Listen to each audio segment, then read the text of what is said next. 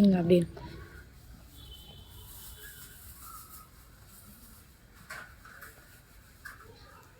ஒரு என்னென்னு பார்க்கலாம். மிளகாய்த்தூள், சால்ட்டு, வெல்லம், மாங்காய்.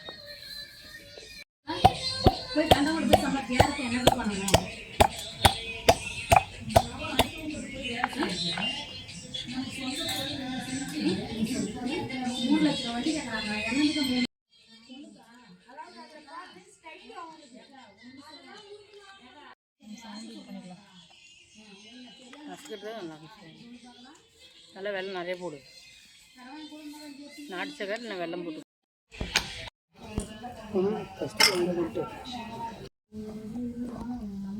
சீரியஸாக சொல்கிறேன், இந்த ரெசிபி கண்டிப்பாக ட்ரை பண்ணிவிடுங்க. செம்ம டேஸ்ட்டாக இருக்கு. நாங்கள் நசுக்கவே 2 மாங்காய் காலி பண்ணிட்டோம்.